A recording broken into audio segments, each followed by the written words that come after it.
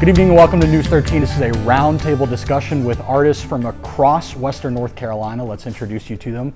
Frank Lombardo from Marshall, Josh Copus, also from Marshall, Fleta Monaghan from the River Arts District, Jeffrey Burroughs, River Arts District, Julie Wiggins, Bakersville, Penland, yes?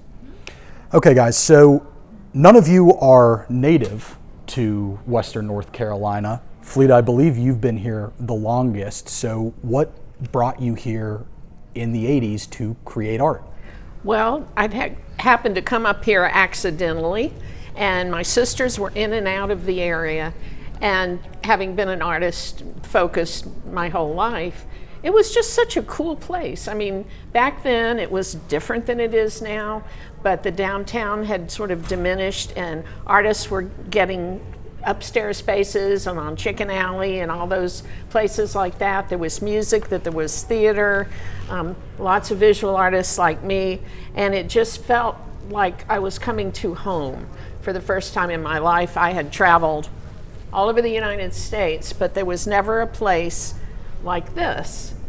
And since then, I've done, read the history of the area with Black Mountain College, the Cherokees, the Impressionist group down south of us, and then in about, right about after the time that I came, the rent started going up and up and up, and everybody started moving down to the River Arts District. And then when my daughter was sort of reaching the age of maturity in 2006, I moved to the River Arts District. It's been the best time of my life.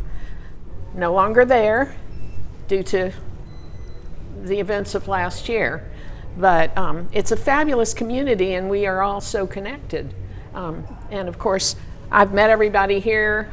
I know Jeffrey, I know so many people in the River Arts District, and I work with so many people from there. It's just been a great lifestyle for me. You were Asheville first and then Marshall, so what was attractive to you about the region and then extra attractive about Marshall? Yeah, so while I'm not native to North Carolina, I am an Appalachian American, and I was raised in the mountains of southwestern Virginia, and the place where I grew up was a bastion for artists. The adults in my life were creative people, and I actually came here to attend Warren Wilson College in 1998. So I got some of that, like early Asheville energy. And when I was taking the first steps, like kind of post-college, the River Arts District was obvious for me. Like downtown, like you said, was already, really not financially viable. Right. And I rented a 1,400 square foot space from John Payne in the Wedge building for $500 a month. And he was like, don't ever call me to fix anything. And, I think the energy around that neighborhood in the early days was like pioneer energy. It was cheap, it was affordable. You could set a couch on fire and no one would really ask questions, and it kind of created this petri dish energy. And then for me, when I got to the point where I had some resources and was trying to take the next steps in my career, I had missed the boat in the River Arts District as far as any potential ownership was concerned. And I never got jaded about that. I still have my space, the clay space in the Wedge building. We've been there for 23 years. We're the longest tenured tenant in the building. But Marshall, for me, I identified as like the next spot. Mm-hmm. And when I moved out there, you could still buy things. They were affordable. I bought an old jail from the county at a property auction, And so that was like, and there was a group of people that were already kind of moving there, and Marshall was becoming a haven for creative people. Buildings were affordable. Frank came, and that was the beachhead. Yeah, literally. So, yeah, Frank's in the school right on the island, and that's just part of this unique sort of culture in the area. I mean, you're out of an old high school.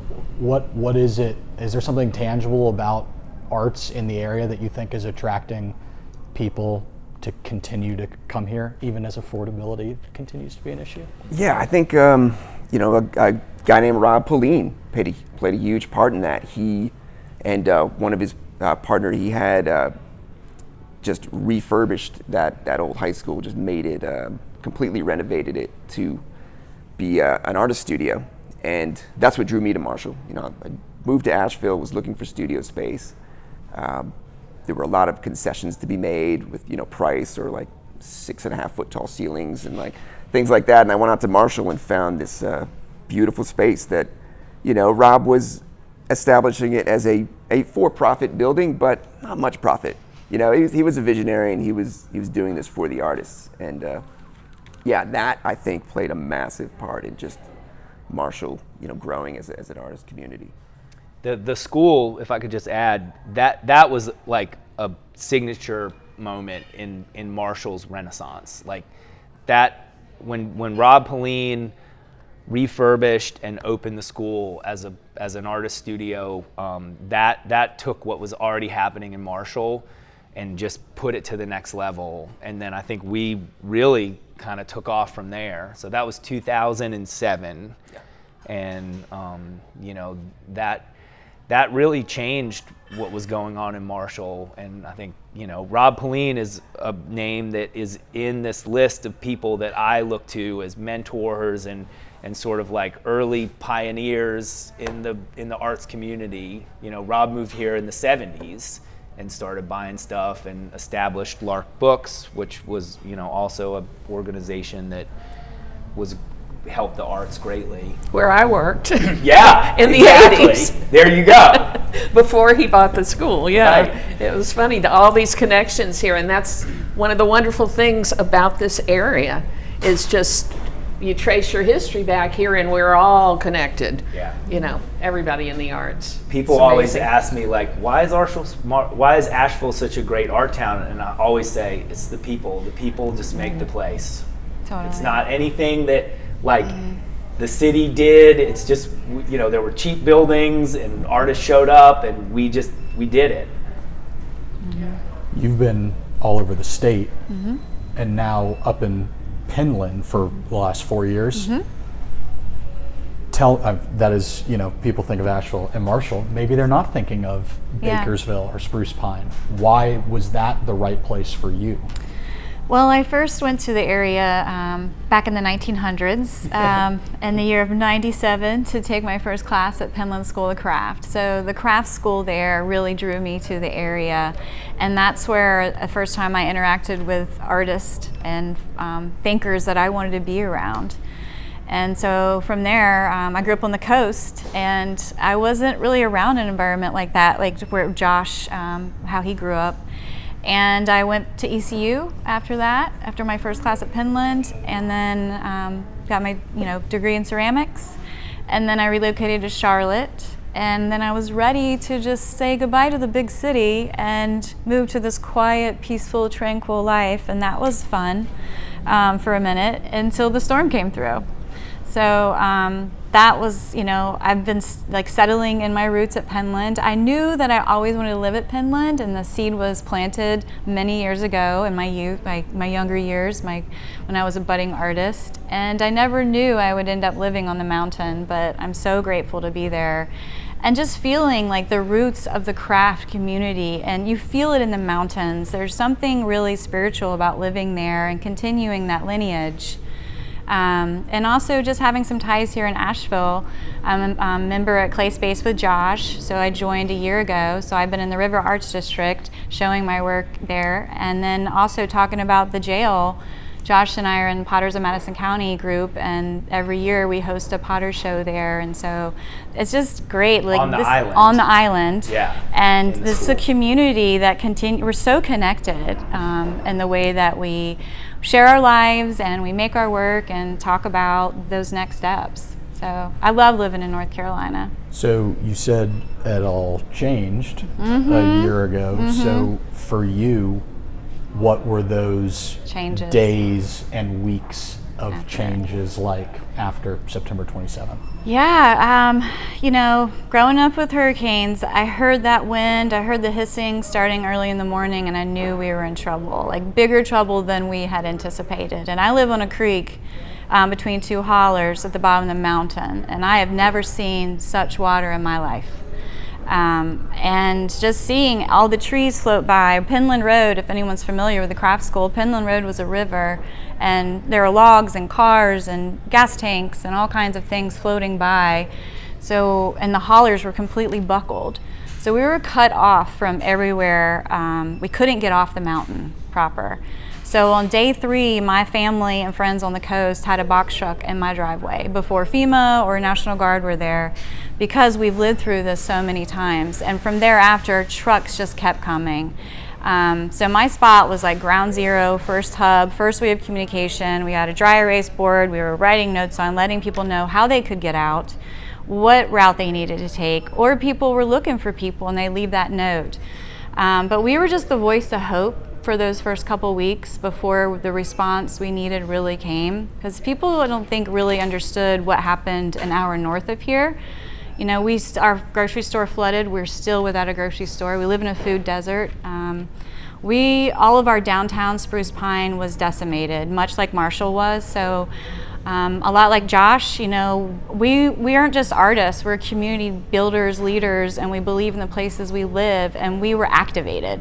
Also, it's like, what else are we gonna do? Like, we also know how to bring people together. Artists are great pivoters. So, we were doing that in that time. So right now I've been helping rebuild our downtown Spruce Pine, raising money. We're constantly raising money, finding ways to get our businesses there. So in the beginning weeks, it was basic supplies. Now it's trying to get our businesses back up and running so people can be back to work. So you had a National Guard group assigned to you. I did. So Samaritan's Purse showed up in my driveway along with many other amazing relief organizations that were wanting to support us. And they said, Julie Wiggins, we hear you're the spot. How do we help? Well, I just did a video about generators. And our community needed to get warm. It was starting to get cold.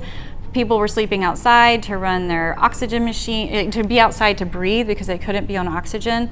So together we landed, Chinooks were coming in daily, and growing up in a military town in Jacksonville, like, this is the sound of hope for me. Like, I know what the Guard can do when they're activated.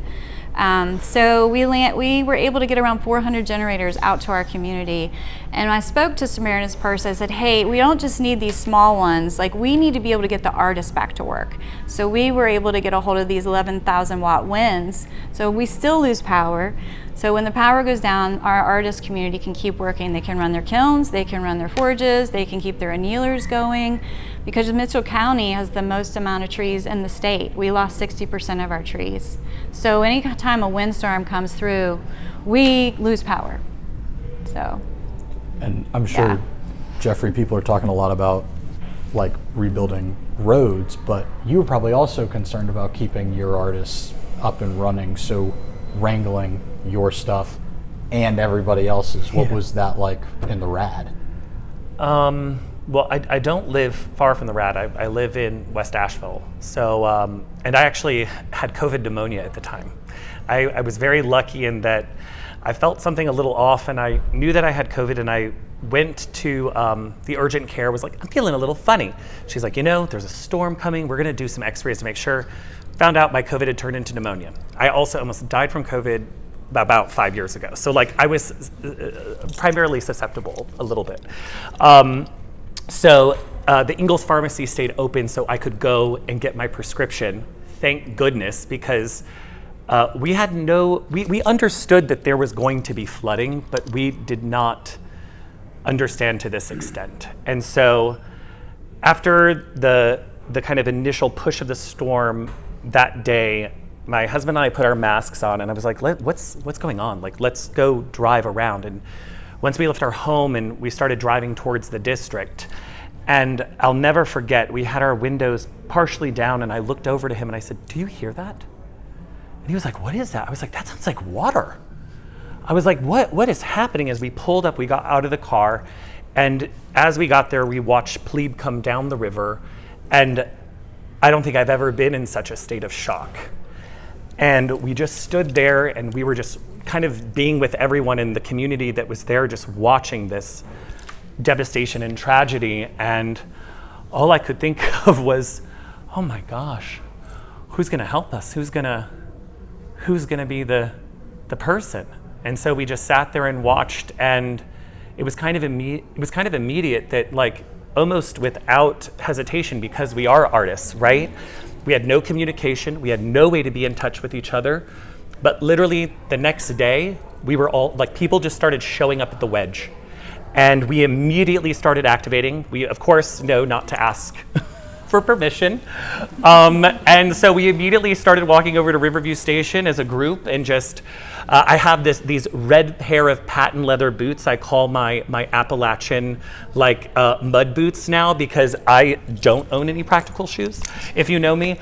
So I was wearing my red boots as we were trailing the back way through the railroads to Riverview Stations to try to just start recovering whatever we could. And then after a few days, we're like, should we be wearing PPE? Like, is this okay? What should we be doing? But it didn't take anything, because artists, and I think also just Asheville in general, is such a beautiful community that attracts a certain kind of person. I mean, I went to North Carolina School for the Arts, which is in Winston-Salem, and so that was my first kind of attraction to North Carolina, and I just fell in love with North Carolina, and I never thought I'd leave New York City, but there's something so much palpable, and like I could feel the work that so many people, the first time we came to the RAD, you could feel how special it was. And you can already feel like how special Asheville itself is in general, but you could see and feel the 30 years of work that had been put into this district. And I very much knew that I wanted to be a part of it. And so we decided to stay here.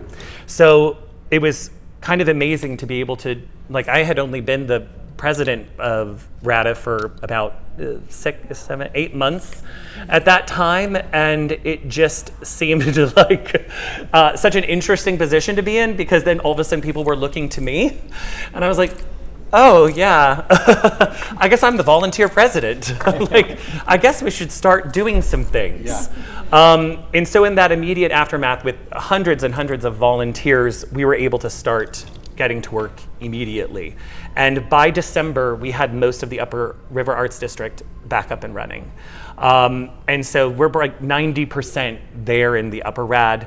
And by the 1-year milestone, we're gonna have these just wonderful pockets of activation throughout the Lower River Arts District. So it's just so exciting. Since really May, we just each month, each week, we see more and more coming back online. And we're trying to kind of, in this short-term recovery, trying to isolate projects that can help bring, there was over 750 artist members in our community prior to the flood. So we're talking about like thousands and thousands of businesses. And it's not even just like our artists in general, but the businesses that rely on you. Like Baby Bull is dependent on that kind of daily operation, and there's artists coming in and supporting their businesses. It's a whole network, and it takes a village to get it back up and running. And I feel so blessed, and just so I feel like it's been so incredible to be able to witness a lot of this in the community building and the community engagement. And we are kind of the right kind of people at the right time, like people with vision, people who are crafty, people who are naturally resilient, naturally pivot. So, we didn't wait for anybody to come. No. We took it upon ourselves and we showed up for each other. We did. Yeah. Yep. And you have really stepped up, Jeffrey, so thank you so much. Jeffrey is a powerhouse, let me tell you. But I will say that the RADA, even for those of us that are displaced, like me and my sister, Sarah Rowland, we have stayed in close contact. There are 2 venues now for exhibition, which has been wonderful.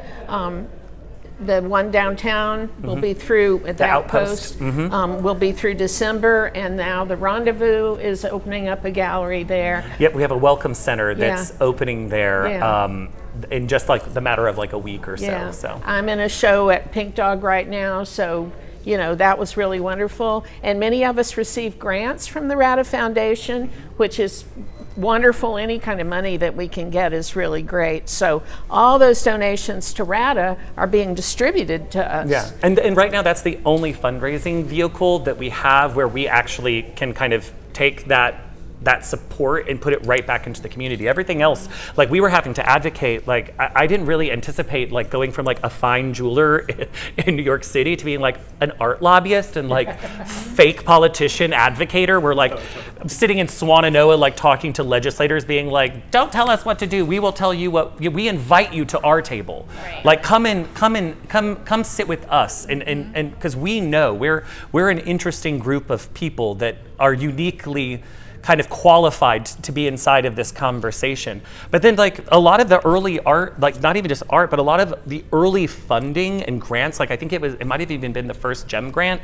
like the thresholds of either what it meant to be a small business or either removed so much of our impacted areas, like the areas most impacted, we were not eligible for these grants. And also in the very beginning, so much of us were busy literally digging out of the mud that we missed all of those early fundraising opportunities and all those early grant opportunities. So the long-term economic viability of our art scene in Buncombe County, which as we all know is a $1.3 billion industry, investing in our community is not philanthropy, it is an economic strategic investment.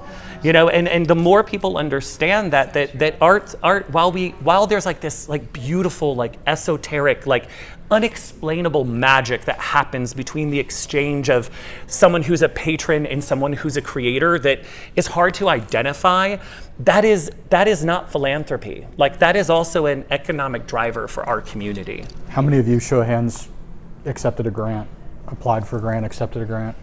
Are you here without that sort of help today, Frank? Am I here without that? Are you able to create without grants post Helene? Or how would you do it without it? Can you? I mean, I'm in the same boat you were. I mean, we were just on the ground instantly digging all day long. You had to break in a window, I had right? to climb up, the debris, break in a window, walk through the mud in the studio building on the island, and then dig out the door from the inside and kick it out from the inside. And then, you know, looking down that hallway behind me was 100 so feet of like 1 foot of mud everywhere and like 10,000 square feet of building. I just looked down at the spot right in front of me and just started digging there. I created a GoFundMe. Didn't know how to, just kind of did it on my phone in between digging breaks, and people started, you know, donating to that. That was absolutely essential. Got absorbed quickly. But as for grants, I mean, they're essential, but they're not enough. The thing is that they're small, and really, we're kind of like at this like really peak moment. I don't know if you're all feeling this, but I was coming from another meeting today and, you know, trying to communicate that we've worked so hard to keep what we have open, and, you know, and our small businesses, our art small businesses still had, you know, they had their 6 months of savings for something like this. But as it came out, it's 6 months after a natural disaster for an economic impact to be realized. And we've done it. We've got to here. The average, I don't know in your communities, but we're on average still 50% down. That's 30% growth from the spring, but it's not enough yet. Yeah. And so how do we as a community, and I feel like in Asheville, a lot of our locals have stepped in, they've come to our art festivals, and literally without the combination of these like quarterly art festivals we've been creating and these micro grants, we would have even more closed. But we're at a pivotal time right now where we need an economic stimulus and investment to keep what we have so we don't lose while we're rebuilding what we lost. Because I think that the areas of success are really pockets of success. Yeah. If you drive any direction, you see devastation that has not been dealt with. Think of any creek alongside a road with a bridge going to a house. I see 90% of those bridges still down. That house, they're either walking across the creek somehow or they've abandoned the house. So that's gonna have an impact on whether we can keep building up or not. And also, and I don't want to get too political, but we have, Arts AVL pushed at the county level, I think it was 3 times with our General Assembly for specific arts funding. And I go back to if we're a $1.3 billion economic driver, why aren't we getting the support at that state level General Assembly? So that's an area right now where it would be amazing to have had some of that very specific support for Buncombe County arts. Because again, if we go this another 6 months like this, is it sustainable? How long is it going to take for tourism to come back? And I feel like Vic at Explore Asheville is killing it. I mean, I've had the privilege to be in so many rooms with her, and she is doing literally everything I feel like she can to help bring people here. And this isn't the time to talk about how we generate revenue as a community. This is where we are. We are a tourism-based economy. And so we have to find a way to kind of bridge this gap that we're in now to get folks back so that we can continue to just, you pay your staff, pay your rent. Who's even talking about thriving? An occasional iced coffee. Right. Luxury. Yeah. Well, without grants, my business would be gone. The whole building was destroyed. You too? Same. It's still sitting there as a derelict. We got some grants and we got donations. And honestly, my brain was so fried without my admin managers helping to get GoFundMe started. I don't know where we'd be, but right now we're just skating along, not really a profitable business, and we're still planning fundraisers. We have a donor that's going to match funds for us this fall, which is very, very wonderful. But we're having to do these types of things that we never had to do before. Yeah. So, my school, we employ, how many is it now? I think 12 RADA artists. And we were able to keep all of those people employed and our admin, which was a major achievement. But I'm not even earning a salary right now. Yeah. So. Can I, whoever, is it exhausting having to continually make that plea of Yes. we need you? We're burned out.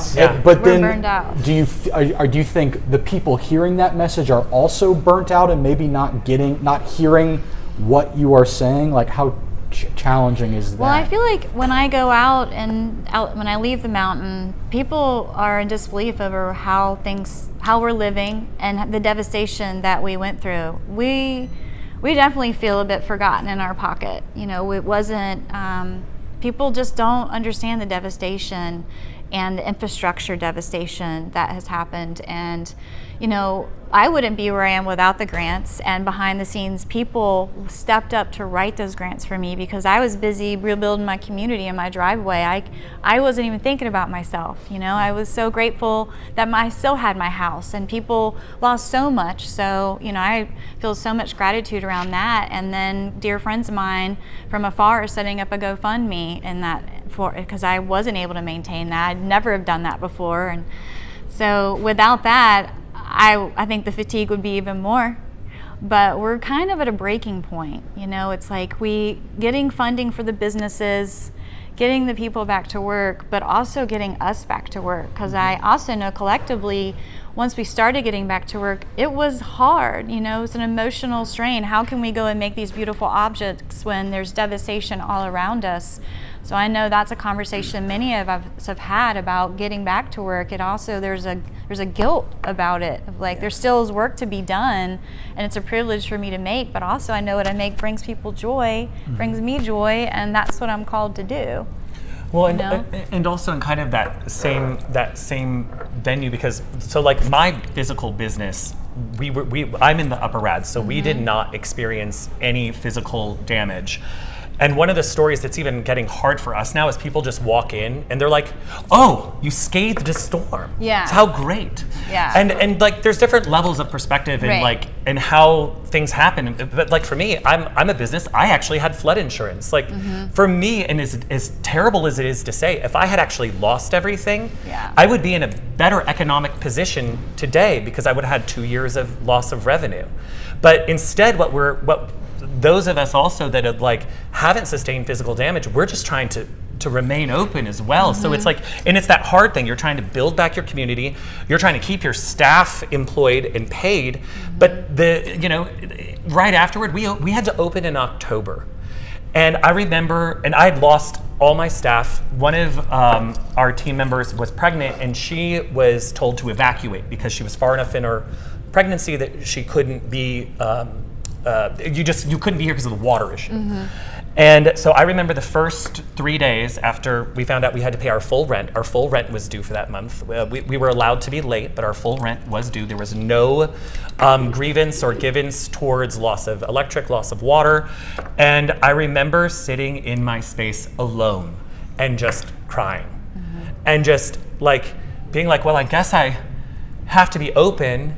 And then like trying to rebuild your community at the same time while you're trying to rebuild your life. It's a strain. It's trauma inducing. For sure.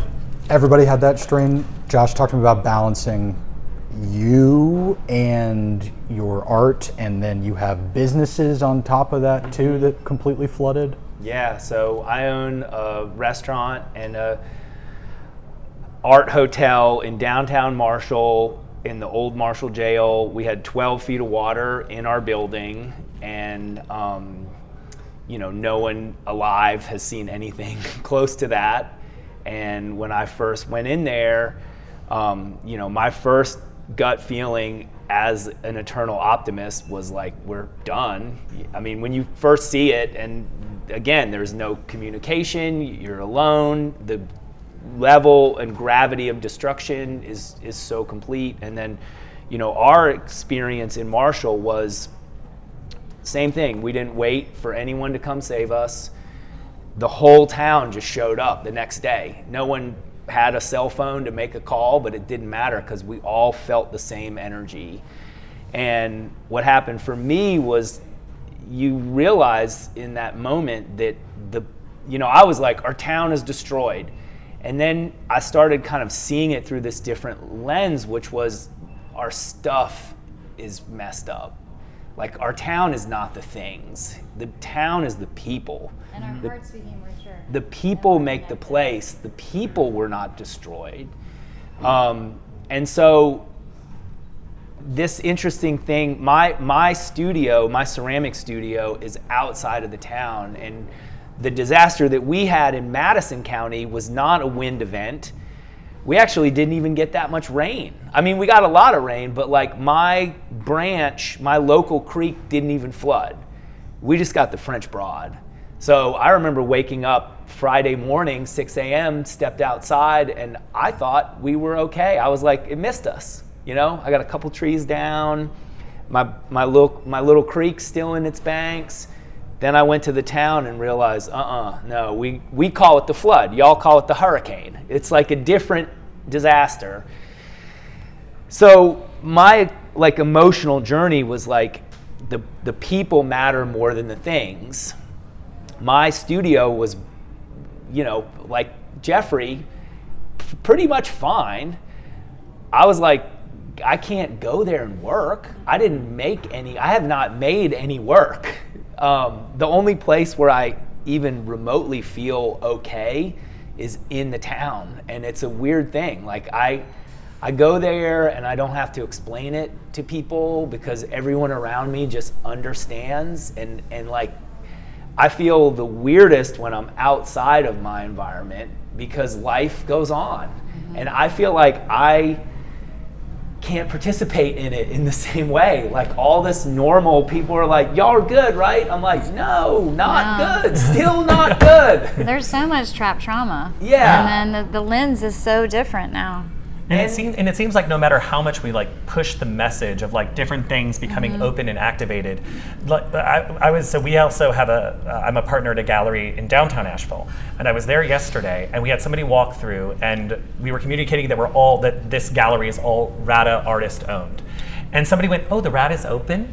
And I'm like, how do we what do we have to do except go literally door to door around the country so that people know that they can start to come back, and support all of our communities. Right. Well, that's the phase we're in right now. Is in our town and in the RAD and in Penland, like I feel like we've made an incredible like push to open up, and we did that, and lots of people helped, tons of volunteers, GoFundMes, grants, you know, like it takes all of it, but reopening and staying open are not the same thing. They're two different strategies. They're very different things. And so, you know, my message to the entire world right now is if you want to help us and our community, the best thing you can do is come here and patronize the arts, eat food, stay in hotels. Like this, we are a 100%. tourism-based economy. Yeah.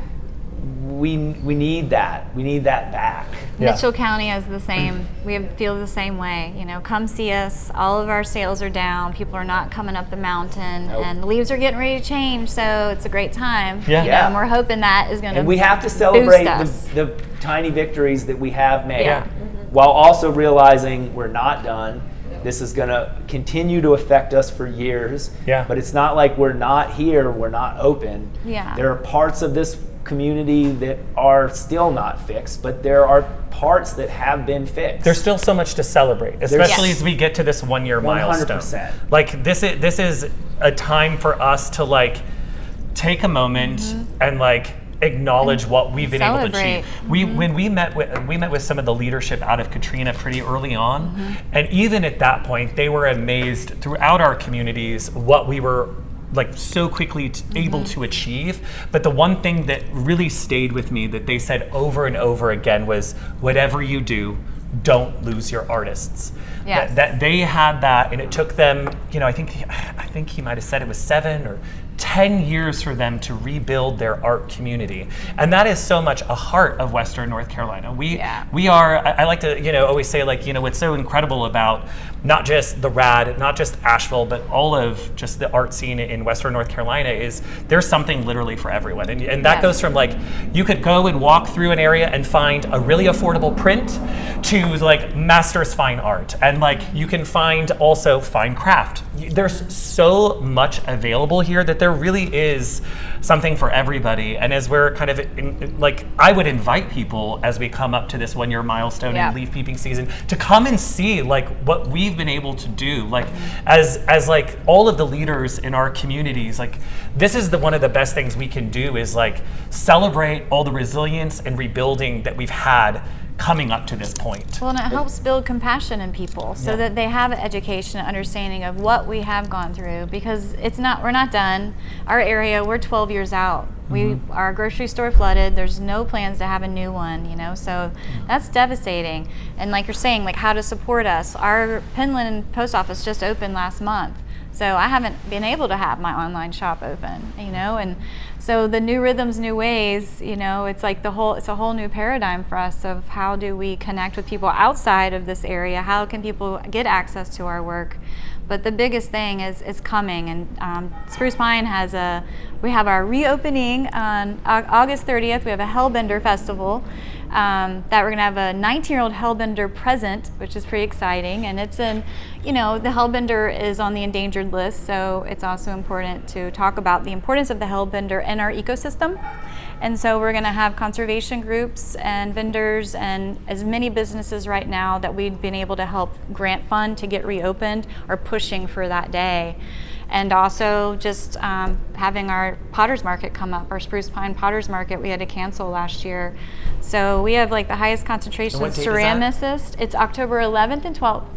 And in exchange for not having that, we had all these pottery leaf shows pop up around the state for us because our way of living was just wiped out. And I'd want to invite the volunteers to come back. Yes. And see all the improvements that they made. The progress they because helped. This all unfolded sort of upside down as to what I imagined would happen. Volunteers started showing up, 24 hours later? From all over the world. I had from all over the country, all over the world. I had people from Georgia pull up with a truck full of stuff, and I said, "Oh, what's this?" And like, "It's for you. Like, it's all for you."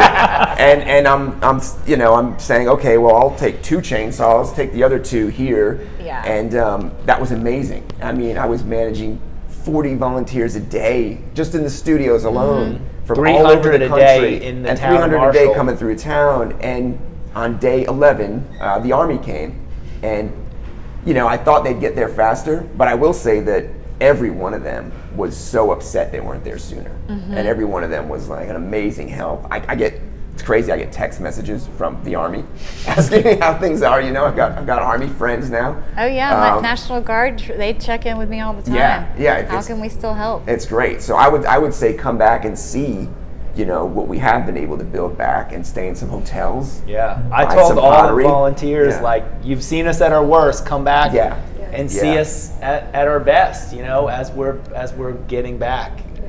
The connection to the place becomes real. All the volunteers that came through, they've got sweat equity. They do. Right? They absolutely do. And they feel connected to it, and we've already seen that happening. People that came and dug mud are now coming to my restaurant and eating sandwiches, and they understand it in a way because they saw how bad it was. And when you go to my restaurant now, people are like, you can't even tell it flooded. And I'm like, well, I know, we fixed it. Yeah. But I'm also like, I could probably find some mud for you if you really want it. want I'm sure there's some around here somewhere. And what was refreshing about the volunteers is they came with sleep and smiles and joy and happiness when we were 2 weeks out from not having a shower, you know. I mean, I was without power for 6 weeks. But they brought in what we needed when our tanks were really low. My Emerald Isle family and the East Coast, they were overnighting food. King's Barbecue in Kinston overnight. It's a really well-known barbecue if you know Kinston, but they overnighted barbecue so I could, we hosted a Halloween. I was like, I have to bring joy to this community. So I had places from the coast that overnighted food so we could feed everybody on Halloween and just put some smiles on people's faces, but we could not have done it without those amazing volunteers. The people from Louisiana that did the Low Country Boil. Yeah. Wow. Right? Stuff like that. Core memory. Yeah. And one thing I kind of reflect on when I first came here and what attracted me to this area, being an artist and just feeling finally at home, is we still have that vibe. Yeah. So people that come are not them and us. Yeah. They're all part of us. Everybody is so friendly here, so welcoming, inviting you in to be part of the arts community and not just, an outsider visitor. And so I just really want to stress that too, that you can see our resilience and what we've been through, but you can also see who we really are deep inside and how our community is so strong, and everybody that visits here is part of that community. You all kind of expressed the same sentiment to me, that you loved being here on September 26th, but now you have extra skin in the game. I know you said that. What can you put that into words? Why? Because I think we've firsthand seen and experienced everything we thought about our communities, and now we've witnessed it firsthand. We were like, this place is magic. I feel more connected to my community than I ever did. I live in a pocket of mountain families that are generational, have been there since the area settled, and now the mountain folk and the artist are one. And that's the beauty of the story, is how we all came together and our hearts are all the same. And we see each other out and we talk to each other. My holler families leave me eggs or honey, and how's Generator Julie doing? That's the question they love to ask. And it's really been a beautiful way that we've come together, and I hope it stays that way. I just got my dozen eggs yesterday from my See? neighbor. Yeah, I love that part. I got peaches, but Josh? Yeah, I'll just say it again and again. The people make the place, and when the flood happened, if this was happening in another area, I don't know that I would have made the same choices.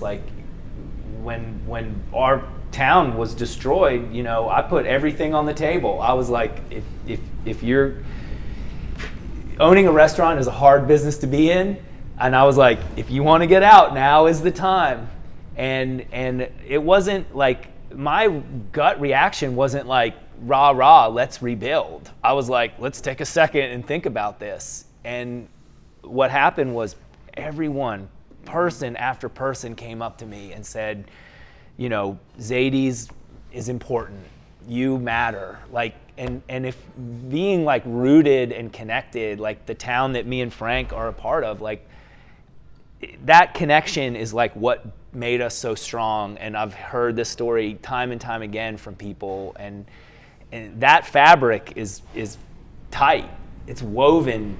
The tapestry is huge. The tapestry is beautiful. Tight and it's big, and it's actually the thing that made this area, like the amount of work that we've already done to this point is incredible. And I think it's because we weren't this disparate, unconnected group of people, and where there were maybe not as strong connections, like Julie said, they're stronger now. I mean, when you go through an event like that, you realize, you depend on the people around you. And Josh knows our town crew, our maintenance, for lack of a better word, I mean, these guys stepped up. They went so above, what they're paid to do. They were up all night. They kept the water running. They hooked up generators to wells. They were barricading roads that needed to be barricaded. I mean, they were everywhere. And I think they kind of set a tone to be like, oh, we're going to do this. Jamie and his crew, like, Chandler, yeah, amazing people. Yeah. In our community, we had a lot of folks step up as well, like the Radical Hotel. Amy and Jason have been so instrumental to the opportunities that we've been able to experience in the River Arts District. If it hadn't been for their connections, in December, we teamed up with Explore Asheville, and they introduced us to Ponce City Market, and we had a full month. I think we generated over $40,000 or $50,000 of sales that went directly back into artist pockets while in Atlanta. We're actually working on our third project together, which is Rad Rendezvous, that we talked about a little earlier. So that's just about to be open to the public, where the Welcome Center is going to be. The RADA Downtown Outpost wouldn't be possible without them. So it's kind of been incredible to see, I knew Amy and Jason before, but I consider us all besties now. We've worked on so many projects with these 2-week intervals. It's what we've accomplished sometimes in 2 weeks. I don't know if any of you all were at RadFest. So that kind of came up just because I had heard that a national publication was about to tell people not to come to the River Arts District. I was there. Yeah. It was bananas. So we did not anticipate that, but I was on a call and I said, oh no, the River Arts District, we're open. And she was like, when is your opening? And just the 30-year anniversary of Studio Stroll was last fall, so the dates of November 9th and 10th were just in my head, which was also 2 weeks away. And so I just was like, November 9th and 10th. And she's like, what's it called? And just Radfest. It's Radfest. It's going to be amazing. She's like, what's going to happen? And I'm like, oh, just show up and just see. Wait and see. And then I told the rest of our board that was operating at that point, I was like, so we've got 2 weeks to plan a festival that we've never done anything like this before. And so it was really incredible to see us all together. The city, I was texting selfies of myself around dirt piles and cars in roads throughout the Rad to one of my friends at the city. Was just like, hey, just so you know, we're about to have we thought a few thousand people come through the Rad, and there's a car in the middle of Depot Street that needs to be pulled out. How do we get all this stuff done? And I think we actually got our city permits approved the morning of the event, and it was we had no idea. It was over 10,000 people in 2 days, and it generated just about $1 million in art sales over that weekend. So we're hoping, and this kind of discussion we're having about community, we want to invite people back and experience this resilience on September 13th. So Rad Resilience is September 13th, and we're also launching that weekend in collaboration with the New Orleans Academy of Fine Art, called A Tale of Two Cities. So it's their 20-year milestone, our 1-year milestone, and it's this beautiful exhibition of mostly Asheville artists and some New Orleans artists, and it'll be first housed and showcased in New Orleans. So they'll be September 13th in New Orleans. We'll be here in Asheville on September 13th doing Rad Resilience. So it's going to be this kind of joint, I get goosebumps thinking about it, this kind of joint exploration together. So we're talking a lot about the 1 year milestone, I've been coached to say. But what about 3 years, 5 years down the line? What is, I know, if you can, what does that look like for, RAD, Marshall, Mitchell County? Well, Marshall, the island is a nonprofit now, so that's a big step forward, and I'm on the board of that, so I'm officially an old person now, and that's been exciting, and I don't know exactly where we're going to be in 3 years, but I feel like that's a massive step we've wanted to take for about 10 years now. It feels good. It feels like we're moving in the right direction.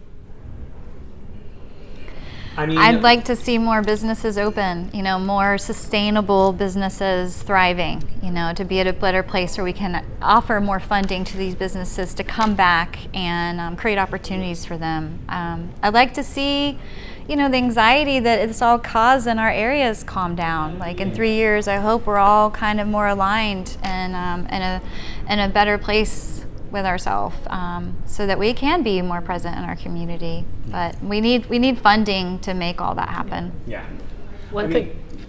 One thing our school we've noticed this year is that people are really wanting to get teachers in from outside the community that have got published books, that have big names, and what we're trying to do is raise funds to subsidize those teachers coming here, because if we had to pay the airfare and the accommodations and the per diems and all that, then we would have to raise our prices up over $1,000 per class. And so we're raising funds to keep that down so we can open it up to the community and also offer scholarship. And the RADA grant we got is designated towards scholarship, so we're creating that kind of fund. So I envision our educational side of the community, and there's more than just 310 Art, believe me, there's a lot going on, as really becoming a destination place where it's not just local teachers, but teachers from all over the country that come here. So that's my vision. In the RAD, we're in a unique position because we were completely, we lost the highest amount of square footage in the district. The Lower River Arts District housed the majority of square footage. So we also, in January, just a group of us started meeting and getting together, and now we formed Unified RAD, which is all the key stakeholders of our community. So that's artists, businesses, residents, developers.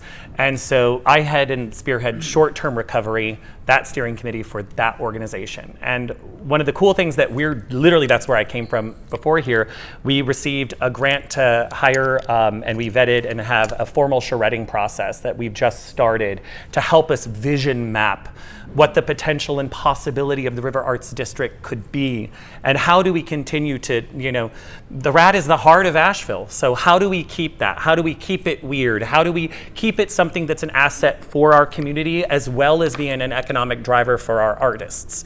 So we've just entered that space, and so that'll be a midterm and long-term recovery, but I'm really interested in that we have connections. So we have people from the city and Explore Asheville. We have so many partners and relationships for which I felt like before the storm, we were all very disconnected and doing our own things. And now through all these partnerships and committees, I think I'm on 14 committees now. We've all been able to kind of come together as a unified district, unified city, unified county. And so in the short term, we have some idea projects that we're hoping we'll be able to get some funding around to get from having, right now we're just about at 400 artists back and exhibiting and working in the district. And I really just want to hit that 750. I was hoping for the 1 year milestone, but we have some key projects that we're looking for someone to help us fund for, to activate, that could potentially bring hundreds of more artists back into the RAD. So that in our 1 year, beautifying the areas that need longer term for recovery, creating and helping create stimulus grants still for our artists. Affordable healthcare is something that we're looking in for our arts members, seeing if we can and so there's a lot that's being generated. Yeah. So it's hard to pick one thing, right? I feel like we're all just I have one thing. a grocery store. Yes. This is my plea. We are now in a food desert and our Ingalls flooded in Spruce Pine. I am pleading with any of you to rally anyone you know that would love to bring food to our community. We have to drive 30 minutes to just go get food. So we do a call. Hey, I told my friends today I was coming to Asheville. I'm going to swing by Ingalls. What can I pick up for you? Like, that's real life. Yeah. I've covered that, Ingalls. This is going to be redundant and reductive, but quickly, a few seconds. Why is Western North Carolina still a great place to create and live? We'll just go. Yeah, so why stay in Western North Carolina after something crazy like this? And what's the quote? I say, build your house on the shores of Vesuvius. Is that the slopes of Vesuvius? I mean, in regards to that, I don't know that we'll flood again next year or 500 years from now. I don't think we will for a while. And we've got such a great art scene here already. We've got such a great community. I mean, we learned that, beyond any shadow of a doubt with what the flood and the hurricane taught us. Besides the humidity, this is the best place on earth. Oh, my commitment to Western North Carolina is stronger than ever, and it's all because of the people. Yep. And the people are still here, and we are building back, but the people make the place. And so that's my message to the world, is we've got the best people and the best artists, and I wouldn't want to live anywhere else. Well, it's a beautiful place. For visual artists of any kind, there is nothing like driving through the communities and just seeing what's out there. We just live in this place that's just full of green in the summer, which is what we're in the midst of right now.